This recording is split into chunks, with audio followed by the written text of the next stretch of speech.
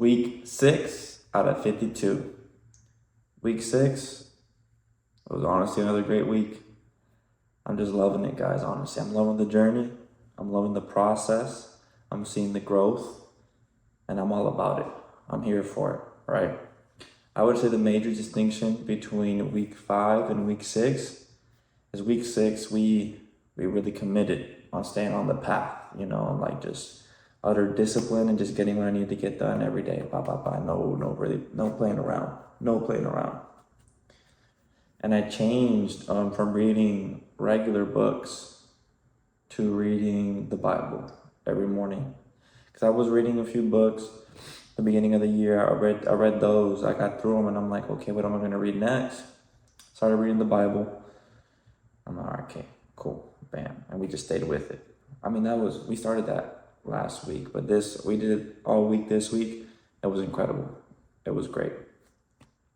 Another big distinction as well was I now have a whiteboard.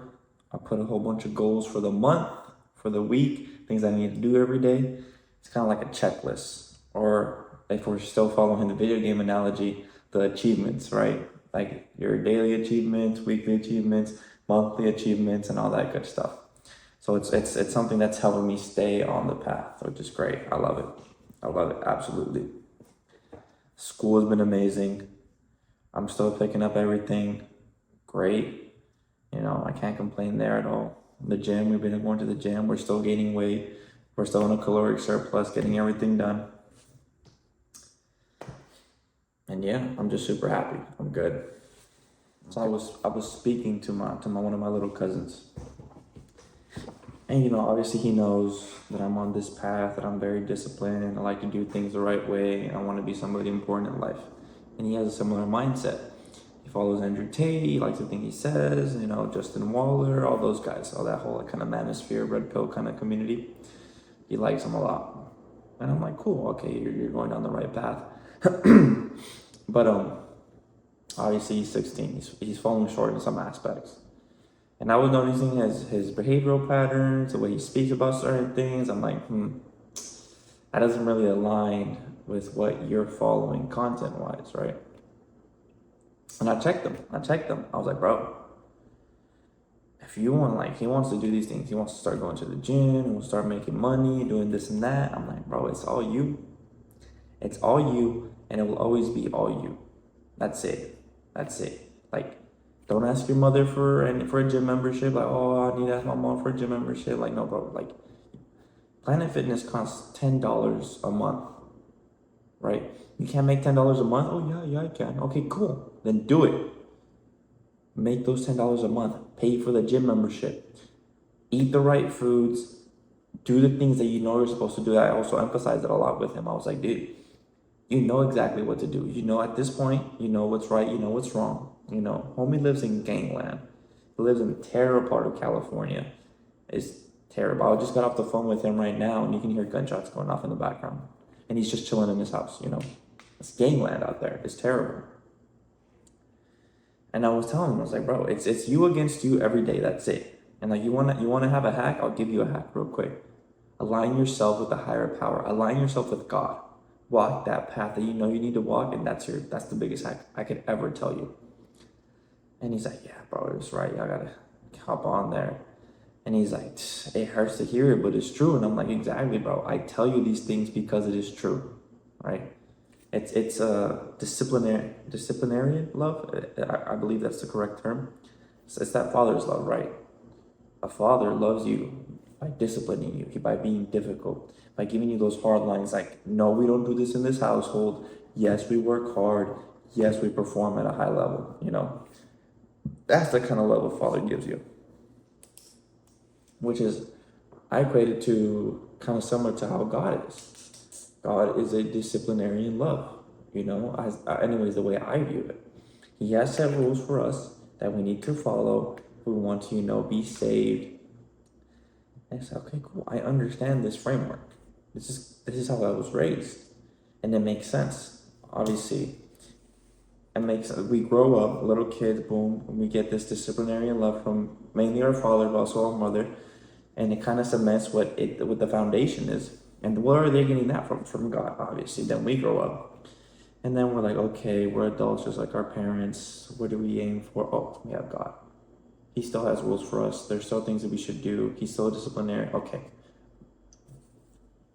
So we kind of grow out of our biological father, in a sense, but we never grow out of our Lord and Savior Jesus Christ, right? Or my Lord and Savior Jesus Christ.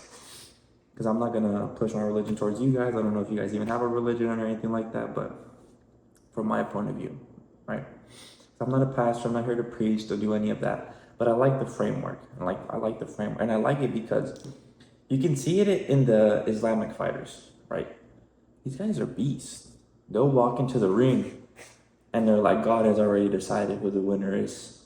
All glory to God. And they go in there absolutely fearless. That's what that kind of mentality does for you, right? When you align yourself with the higher power, you are unstoppable to a certain degree, you know, because it allows you to have that discipline, first of all. One of the most disciplined people you will ever meet will be these people who are religious. Why do you think that is? Is that a coincidence? Is it not? Do you want to understand it? Do you not want to understand it? Do you want to just be like, oh, it's blah, blah, blah? Like, no, you see these things, right? Me personally, I see successful people and I'm like, okay, what are the common traits? Because I like to emulate traits that will make me a successful person. So one of those things is being religious. Obviously, there are people who are not religious, who are extremely successful, but then you kind of see their life and you're like, do I really want to emulate that life? Because the people's life that I want to emulate, obviously I want to be someone of wealth and influence, but also I want to have a good family life, you know, and I don't want to sell my soul because I believe the soul is real. I believe we live in mind, body, and soul.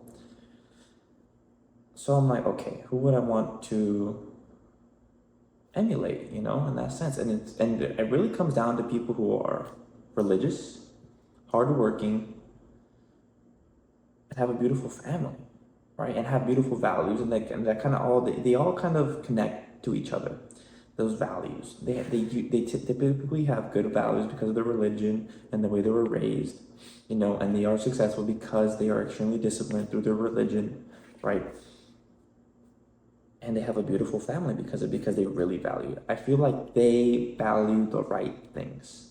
That doesn't say like their life is perfect by any means, but nobody's life is perfect. That's kind of the whole beauty of life in and of itself, right? The fact that it is imperfect, the whole dance between good and evil, that dichotomy going on constantly in our lives. And the fact that we get to choose to either align ourselves with the good or the evil. That's 100% a fact. We have the conscious choice. No matter how much turmoil or, you know, pain and suffering and angst you've gone through as a human being, you can still make the choice of, okay, I want to continue down a negative path, or I can go towards a path with light. You know, that's always going to be a conscious choice. It's difficult for most people to do it nowadays because they're so wrapped up in the consumerism that is everyday life of the scrolling through the reels, watching what's on Netflix, watching the Super Bowl. Didn't watch it. Fuck that shit. I went to the gym instead. And it was empty. It was great. I knew it was going to be empty. That's exactly why I went to the gym. You know? And kind of getting off point here, I could kind of feel the energy of the world in the moment. Everybody being lazy and lethargic, sitting at home, watching some random fucking game they really don't fucking care about if they were to think about it, because it doesn't affect their life in any way significantly. All of these people, in America specifically, watching the Super Bowl, and you can just feel the laziness. And I felt like this surge of energy. I'm like, I have to go hit the gym, and that's exactly what I did. And I'm coming back from that, and it was great. And then I'm coming from talking with my little cousin, having that conversation, and I was pumped up because he was calling me towards the end of my gym session, and I was like, bro, you need to step it up. I told him like exactly, I was like, you need to step it the fuck up. You need to fucking go hard, grind, do this, do that, go for it. Like that's the only way I can talk to these kids, for them to make sure that they actually do the things they know they have to get done. And I'm the same way with my little brother. I'll be like, you're fucking up in this, you're fucking up in that. I need you to try harder, do more push-ups, study harder in school. But you're doing this good, you're doing that good, and you're doing this good.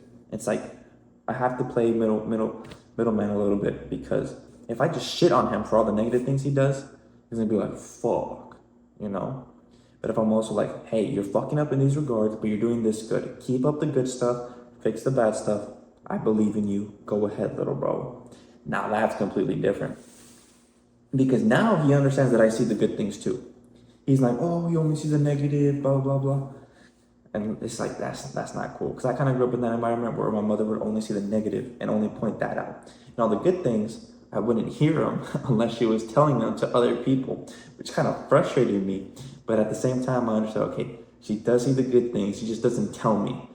And then that kind of changed my dynamic towards it once I realized that. But she would never directly tell me all the good things when I was younger. Now she does. She's adaptive, and she's like, it's my mother. She's a human. She's not perfect, and I still love her to death. And all the trials and tribulations that I went through with her, I am extremely grateful for, because it built the man that I am currently.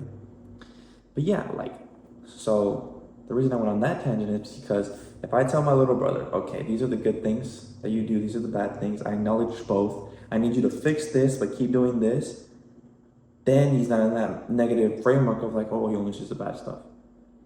He's like, okay, my brother sees everything. He's displeased with this, and he appreciates this. I'm going to keep doing this and fix these negative things.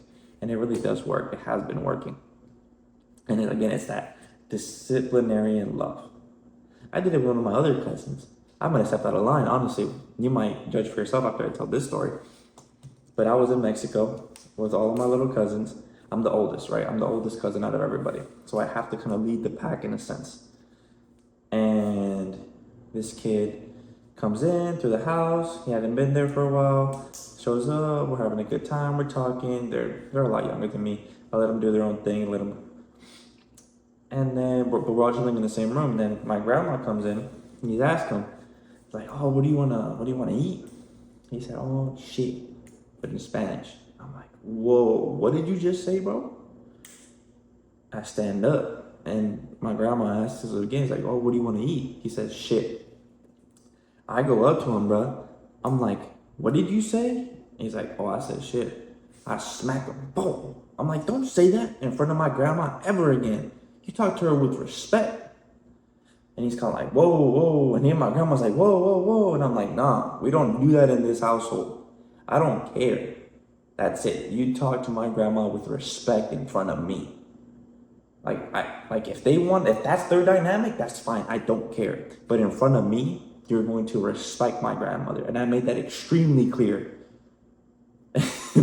And after the fact, my grandma, like a day or two later, she's like, damn, he kind of stepped out of line. I was like, yeah, he did. And I had to discipline him because of that. And he's like, yeah, I'm glad you did. I'm like, okay, I'm glad you acknowledge it, you know? And then even he came up to me later, and he, at first, kind of standoffish because of the situation. But then you realize, okay, he's not mad at me. We're good. We're okay. I messed up. I fixed the situation. And that's it, bro. We moved on. No hard feelings. And I think men can kind of operate in that framework. I've done it before. Or like another story. We're driving back from the club, me and my friend and another friend in the back. And this is when I had my Mercedes, and it was a naturally aspirated V8. Car was kind of fast. And I'm speeding through, trying to go back. I was sober, by the way. I didn't drink. I was DD. And we're driving back. And then my friend's like, oh, let me put some music. I didn't like his music taste. I didn't like it at all. I'm like, no, I have my phone. He's like, where's your phone? Where's your phone? I had my phone in between my legs. I had it right here. Where's your phone? Where's your phone? I'm like, dude, shut the fuck up. Like, I'm driving. I want my music. It's late as fuck. I'm tired. Shut up. And then he sees in between my legs. He tries to go grab my phone. Just in between my legs, let me reiterate. And I'm like, hey, what the fuck? I tell him that. I'm like, dude, what the hell's going on? Excuse me. I'm like, dude, what the hell's going on? I'm like, if you touch me again, I'm going to punch you in the face. This guy goes to grab my phone again in between my legs. So I look at him and I punch him in the face as I'm driving, speeding through traffic. And I started screaming at him. I'm like, what the fuck is wrong with you? What the fuck is this? Bah, bah, bah. And then my friend in the back, he's trying to de-escalate the situation, which I can Imagine from his point of view, it's kind of intimidating because the driver is speeding through traffic. Just hit the co-driver arguing with him, and it's like, bro, what the hell is going on? You know? But literally a minute or two after, the friend that I punched, he's like, damn, I was fucking up, huh? I'm like, yeah, dude. And we just started laughing about it. It's like, bro, that's the kind of shit guys do. Absolutely ridiculous, out of line and out of pocket. And then we were like, good. I was like, damn, I fucked up. I was like, yeah, dude, you needed to get punched. You need to get punched in the face. It was absolutely hilarious. But yeah, man. And I think this also ties into what my pastor was saying today. Kind of how, same thing when I was saying, God is a disciplinary in love. And that we need to have we need to have discipline as Christians. We need to be disciplined people. Like, we know what to do, we know how to move and maneuver. And he kind of reiterated the fact that we're soldiers for God and all this stuff. Dude, I'm a former army guy. I'm eating this shit up. I'm like, dude, you're speaking my language. Yes, let's go. And honestly, I love my pastor. You can tell he speaks with so much passion. So much passion. You can tell he's been through a difficult life full of turmoil and negative experiences, but yet he still shows up to church and preaches for us and shares the word of the Bible in such a powerful way. You can feel it in there. You can feel it. So, I'm all about it. All about that kind of stuff, you know. And I, like, even outside of church, when I meet people who are you can tell they're excited about their work, or they're really dedicated to their craft. They have that energy, that conviction, that excitement for life. Oh, that's contagious. I love being around people like that. I want to emulate those people, right? Like what we were speaking earlier, emulating that kind of people. Like, dude, I love emulating those kind of people. But you're just around them and you're like, oh, dude, they're getting such a positive, beautiful energy, such a great vibration, you know. And it's and the same thing applies in the negative, in the opposite direction. When you're around people who are just low vibration, right? Super low vibration. You can tell there's a negative aura around them. It's like, ooh, brother, get away from me. And it's sticky. It's like, you need to kind of like wash it off in a sense, because it's contagious. Like, the energy that people bring into rooms in general, or to any environment, it is contagious. We all feel it. We all are. I don't know how deep you've gone into the rabbit hole, but like, we all vibrate. Everything vibrates. Everything is constantly vibrating, and vibrational frequencies are real. That's not theory. It's not craziness. It is just a fact of life. And when you're in certain emotional states, you vibrate at a higher frequency, and it feels better, right? I don't know. A lot of people haven't realized this, and it's like, before I would just say it kind of ironically, like, oh, that's a vibe. This and that guy's like such a killer vibe. This and that, kind of like in a geeky, freaking stupid kind of way that most teenagers do. But now that I've grown up and I've become a more religious person, I believe in the spiritual realm, and I pay attention to more of what reality has in store. I'm like, oh yeah, vibrations. Like, oh, like I was super interested in science as a kid, and I watched a lot of videos, and I'm like, oh, vibrations are real. And then I'm like, okay, if people say that positive emotions make you vibrate at a higher vibration, that feels good, that's kind of what you want to do, and then you can work yourself out of negative vibrations. Like, if you're in a negative mindset, which is a negative vibration, right? You can go hit the gym, kill yourself, not literally, but like in the sense of the gym, get a great workout, and then come back out and you're vibrating at a higher frequency because you put in that work. There are certain things you can do to vibrate higher. It's just a fact of life. That is just a thing that you can do. And if you don't know anything about it, I'm speaking in a very crude way, because I'm also very, I guess, new to the subject as well. But it's worth delving into and like investigating and seeing for yourself what that kind of stuff is, because it is super, super important. I think it gives you an edge in life, 100%. There are multiple things that will give you an edge. Aligning yourself with a higher power is one of them. maintaining a good discipline, a good structure in your life is going to be absolutely key. Not giving up in, moments of turmoil and suffering and all this angst that is currently in the world, not giving up in these situations is exactly what you should be doing. Acknowledging that, the difficult things are what you should be doing. There's a great quote by Alex Ramosi, and it describes, he was talking about a situation, he was giving a speech, and he was explaining how entrepreneurs will be like, I'm gonna do this and I know it's hard, but then they'll be in the hard moment, right? They'll be going through very difficult situations in their business, and he'll just go up to them and he's like, wait, you knew this was gonna be hard, right? And they're like, yeah, I knew it was gonna be hard, this and that. And he's like, this is what hard feels like. And then they just look at him and like, moment of realization, like, oh, okay, this is the new baseline. This is what I was expecting to feel. Like, I knew this is what it was going to be. I just didn't realize it because I was so caught up in all the little things. Okay, I'm supposed to feel like this. All right, well, now I need to get things done. Because when you're like in those negative frequencies, you hyper focus on it. Your train of thought goes everywhere, and you can't really, you don't prioritize the things you should prioritize. But if you realize that, oh yeah, this is a part of life, I should just accept it and keep moving forward and just get the things that I need to get done to the best of my ability, you would probably be fine, like 99% of the times. I can't speak much about it because I am a naive 22-year-old guy who has barely experienced a sliver of life. But in the little life that I have lived, like, that mindset has carried me quite far, and especially in the last year. I haven't devoted myself to the mindset or to the growth mindset completely until like the beginning of this year. Honestly, I did start slightly before the year, but like full pedal to the metal every day, show up, try to improve. That's only been from this year. And like there's a tangible difference. There's a noticeable difference. Like, people have been noticing this slight little changes, right? Which is, for me, it's great. I like it because that's exactly what I want. Small little incremental changes that make a difference a month from now, 2 months from now, 6 months from now, a year, 2 years, 3 years, 4 years. And that's what I'm excited about, the future.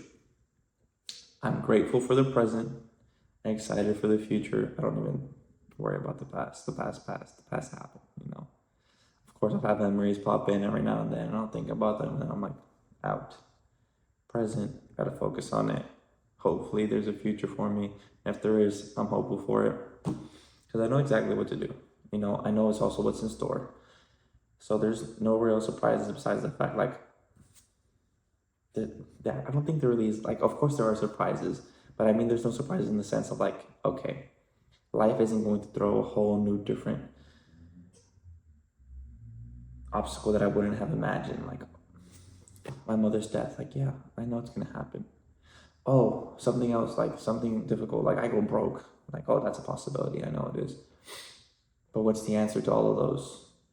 Well, you just take it for what it is, shake it off as best as you can, and you get to work in every single situation.